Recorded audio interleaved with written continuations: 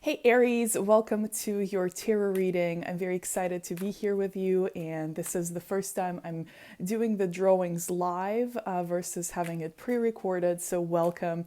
After this live is over, and if you're watching this in replay, you will be able to access a few more other videos, such as the video on Mercury retrograde, which is going from now until November 3rd, I believe, and then another one on Mars retrograde, which is another retrograde that is currently affecting our energies, and that one will go on until I believe November 13th. So with all of that being said, let's get started. I will be drawing 3 tarot cards for you Aries today. So first I have this Wheel of Fortune reversed, which right now, this is standing for a slower season. There's a slowdown. There's a kind of maybe even like kind of dying off of what the momentum you have had going on until now. So Aries, this is a reminder to appreciate the season in which you are and to really respect where your current energies are taking you.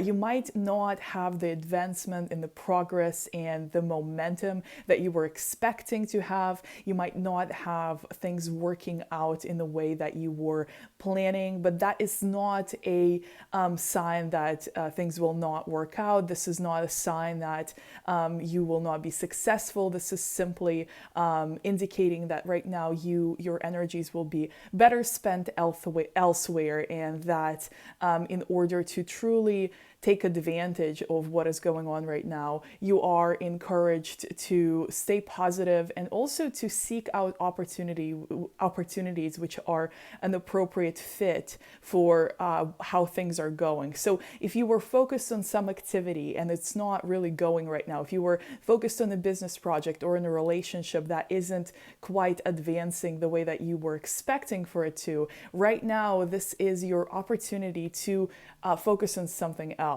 And the way to kind of put it into perspective is we have different seasons in nature, and we also have different seasons in our lives. So when you have fall, for example, or winter, you won't expect necessarily, a lot of things blooming, or a lot of things, kind of having flowers, or you wouldn't expect to have your harvest in springtime. This is a very similar situation, but it's on the personal level for you. So this is telling you refocus, readjust, and really use this season for some other activities, such as reflecting, such as counting your blessings, seeing how far you've come, seeing where you want to go next, seeing what your next plan is, your next agenda, your next goal. This is a really good time to kind of set vision and make sure that your course, the course on which you are, is in alignment still with your overall values, with your vision. And if something needs adjustment, maybe this is an opportunity for you to adjust and to kind of possibly shift even your direction so that it's more in alignment with who you truly are. So I'm going to pull the second card now, see what it is. So we have a King of Pentacles.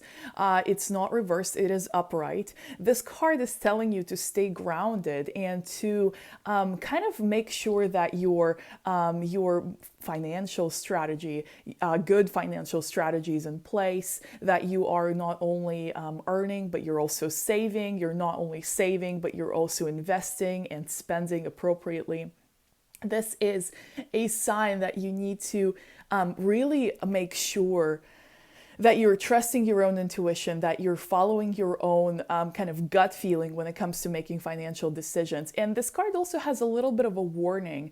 If someone is rushing you, pushing you, trying to kind of talk you into making rash decisions, or investing into something that you're not quite sure what it is, or what the results will be, what the return on your investment will be, maybe right now it's not the best time to do so. So the only thing is, don't let anyone pressure you into anything. Now, if you have enough time to do appropriate research, if you trust the person, if you trust the situation, and you feel like it's the right opportunity for you, like it's a good match for your overall financial strategy, then go for it. But But otherwise, I would say wait it out. And if someone is kind of putting a deadline or putting this kind of pressure, like now or never, act fast or you will regret it, then, maybe it's not what they are saying it is. You really need to look a little deeper to see if there is any kind of any kind of reason for this kind of pressure to have that decision made quick, or maybe they're trying to conceal some things from you so that you don't have really time to worry about them or time to investigate them. So just be very careful with any kind of pressure, any kind of rushing, any kind of like act quick, act now. This card is a confirmation that your sure footing, your ability to discern, and your ability to really fact check, investigate, and kind of test the grounds before you invest or make any kind of financial commitments is the right strategy for you. You are grounded, you know what you're doing, you know where your money is, and how you want to decide regarding your investments, your spending, your earnings. So stay grounded, stay with that sure footing, and make sure to double check if there's any rushing, any kind of act now, any kind of like do this quick or it's going to go away. You don't really need anyone to take you off your grounding and kind of swindle you into something that you may not have enough information about. So we're moving on to the very last card of this reading for you, dear Aries. Let's see what the last card is. We have an Ace of Cups, which is reversed, but it's talking about you're not spending enough time to replenish your energy. There is a need for you to take care of yourself. You might be giving a lot to other people. You might be needed for emotional support, for holding someone's hand and helping them through a hard time, a loved one, family member, friend, possibly a relationship where you're constantly giving and you're giving and giving, and the other person really needs it or other people really need it. But I encourage you to take care of yourself, because if you let yourself get depleted, it's going to be not only bad for you, but it's going to not be so good for these people that are relying on you, because you won't have anything to give. And you will, if you continue giving from an empty well, you might get burnt out. You might get totally depleted. You might even get sick, because our body, that's how it reacts. When we don't respect our own boundaries, when we don't respect our own energy, when we don't take care of ourselves and don't take enough time to recharge, our body might react in a way that it's trying to get your attention. So you might get some aches, some pains, something that is avoidable, something that you can prevent.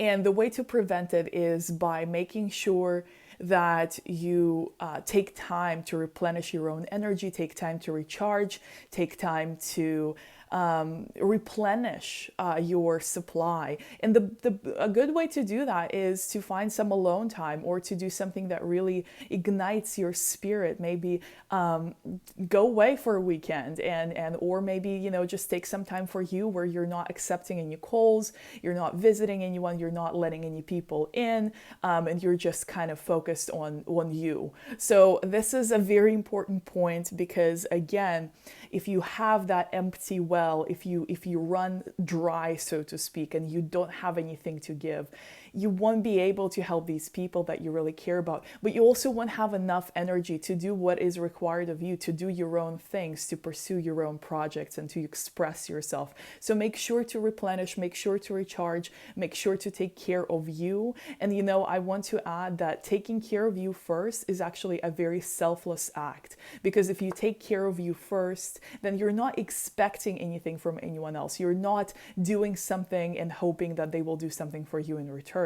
You can give from this absolutely selfless place, because you know that your own needs are provided for, that you took care of you first. And it's a great trust building strategy for developing that relationship, that trusting relationship with yourself. So I highly encourage you to take this advice and tend to yourself and do some self-care, and take care of your own needs, so that you may continue serving others to your fullest capacity, as well as engaging with your own creative projects and ideas.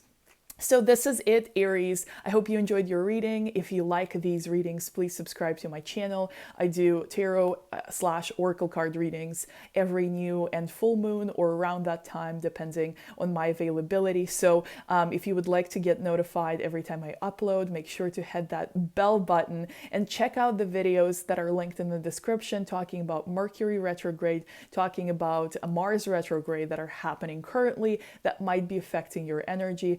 My videos are focused on how to take that energy and use it to your advantage, even if something is not quite working out the way you were expecting. Still, there's a way to use the season and truly enjoy it and do what is possible and what is beneficial for yourself to come out of it refreshed, recharged, rejuvenated, and ready. So thank you again for joining me. I will see you in the next video, and until then, take care.